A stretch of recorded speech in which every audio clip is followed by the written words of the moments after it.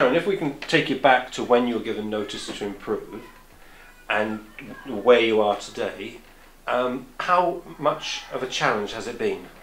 That was a huge challenge. We knew back in February 2008 that we had issues that we had to deal with in the college, that we had challenges and we had improvements to make, but we weren't particularly aware of the full range of those challenges and improvements needed. So an Ofsted came in and brought them to our attention, gave us an inadequate overall. Morale took a huge dip within the college. So from a journey and a challenge point of view, one of the first things to try and get over and to get past was that huge dip of morale, that huge feeling of lack of worth, and we weren't doing the right thing for the right reasons for the right people. So that took a few weeks to pull around. People were pretty jaded, pretty upset, and then we sat down and took a very honest snapshot exactly where we were at, and more or less made a pact amongst ourselves that we had to be honest and straightforward to carry forward the improvements at the rate we needed to carry forward. One of the first things that we identified was that we had some gaps within the leadership team. We had some strengths that were missing, so we went out and recruited those strengths and recruited our new Vice Principal, Shane, who's now been with us for 15 months, coming up for 16 months. He brought with him a huge range of experience within quality improvement and performance management, and added those strengths that were missing within the leadership team. So he's come on board, morale's improved, we've got clear processes in place around quality. Curriculum managers can understand the linkages between quality improvement and the learner experience and the resulting improvement in results. So onwards and upwards, we've made all those changes at an incredibly fast pace, because within the Ofsted in February 2008 and the Ofsted re-inspection in 2009 was a 15-month gap. 15-month gap, and that included a monetary visit in between. That was in the January, about 4 months before the full re-inspection. And in that time, of course, there's been little successes on the way, or indeed big successes. For example, you won a business award in March. Yeah, we were absolutely thrilled to pieces that we won the Thurrock Gazette Business Award Excellence in Customer Services in March 2009.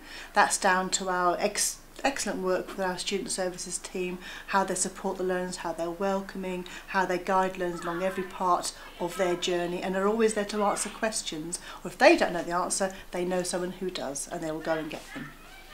And in that time, the bus is always something that I like to mention before we go back onto the nitty-gritty of Ofsted, and the bus is a very visible learning tool, isn't it? And we're absolutely thrilled with the bus at the moment. The Get On mobile classroom has been out and about. It's out 15 sessions a week, which we're really pleased with. It has been subject of 2 case studies, one for the Excellence Gateway, which is part of the Learning and Skills Improvement Service, and one for the Community Empowerment Network and the work it does with engaging the communities. Improvements that you're most pleased about? Key improvements for us have been a much tighter observation process where each tutor has at least 1 observation a year. From that they get an action plan. That action plan is monitored and carried out, so we can see a genuine improvement in the learning experience for the learners. That has been part of the performance management cycle, so every member of staff has performance targets and they are monitored and they're kept to, so people understand where they fit into the overall improvement of the college.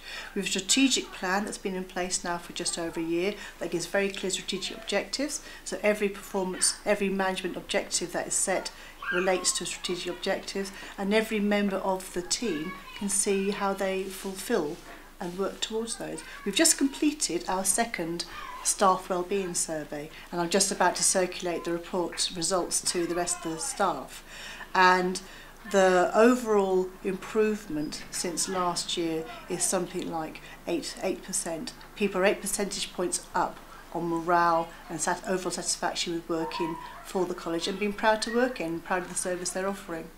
So what support have you been given by the governing board?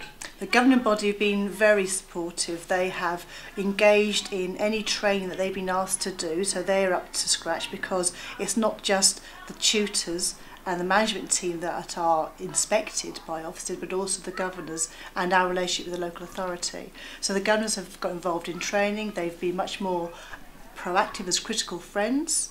which means that they challenge the leadership team, that's myself and the rest of my team. So we can't just sit there and make bold statements that things are improving. We have to show that things have improved, and we have to show how things have improved. So where do you go from here? Onwards and upwards. We know that we are overall satisfactory. We know we have some very good strengths, that our self-assessment process is outstanding, and that our performance and change management processes are very strong. We know we have to continue to improve the quality of teaching and learning, and we know which particular areas we want to concentrate on. And that's because we are still continuing to be honest, we are not sitting on our laurels, and we know it's very important that our learners get the best possible experience they can, because people in Thurrock deserve a good education, and we're out to set that in motion for them.